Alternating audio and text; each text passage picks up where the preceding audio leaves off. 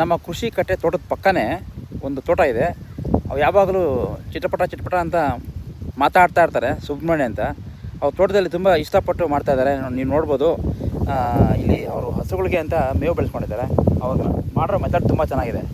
ನೀರು ನಿಲ್ಲೋದಕ್ಕೆ, ಅಂದರೆ ಇವರು ನೀರಿಗೆ ತುಂಬ ಹೋರಾಟ ಮಾಡ್ತಾರೆ. ಇಲ್ಲೇನು ಒಂದು ಸಣ್ಣ ಕಾಲುವೆ ಇರ್ತದೆ, ಆ ಕಾಲುವೆಯಲ್ಲಿ ನೀರನ್ನ ಅವರು ಬಳಸ್ಕೊಂಡು ಕೃಷಿ ಮಾಡ್ತಾಯಿದ್ದಾರೆ.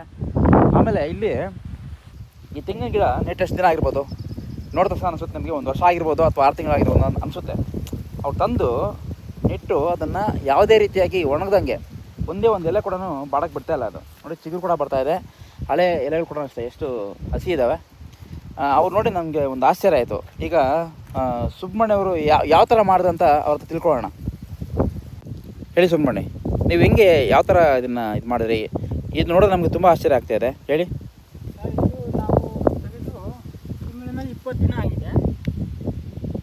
3.5 ಅಡಿ ಅಗೆದು ಒಂದು ಚೀಲದಲ್ಲಿ ಗೊಬ್ಬರ ಹಾಕಿ ಮುಚ್ಚಿ ಆಳ ಮಾಡಿ ನೀರಟ್ಟಿ ನಾವು ಕ್ಲಿಯರಾಗಿ ಮಾಡಿದ್ದೀವಿ ಸರ್. ಏನು ಗೊಬ್ಬರ ಅದು? ಸರ್ ನಮ್ಮ ನಾಟಿ ಗೊಬ್ಬರ ಸರ್, ಕುರಿದು ಮತ್ತು ಅದೇ ಗೊಬ್ಬರ ತಗೊಂಬಂದು ಹಾಕಿ ಈ ಥರ ಮಾಡಿದ್ದೀರಿ ಸರ್. ಎಷ್ಟು ಕುರಿ ಇದೆ, ಎಷ್ಟು ಹಸು ಇದೆ? 11 ಕುರಿ ಇದೆ, 1 ಹಸು ಇದೆ ಸರ್. ಓಕೆ. ಗೊಬ್ಬರನ ನೀವು ಎಷ್ಟು ದಿನ ಕಳಿಸಿ ನೀವು ಹಾಕಿದ್ದೀರಾ? ಎಷ್ಟು ದಿನ ನೀವು ಇಟ್ಟಿದ್ರಿ ಕಳೆಯೋದಕ್ಕೆ? ಸರ್ ಅದು ಗೊಬ್ಬರ ಒಂದು 6 ತಿಂಗಳ ಗೊಬ್ಬರ ಸರ್ ಅದು. ಓಕೆ, 6 ತಿಂಗಳಿಂದ ಇಟ್ಟಂಥದ್ದು ನೀವು ಇಲ್ಲಿ ಹಾಕಿದ್ದೀರಿ.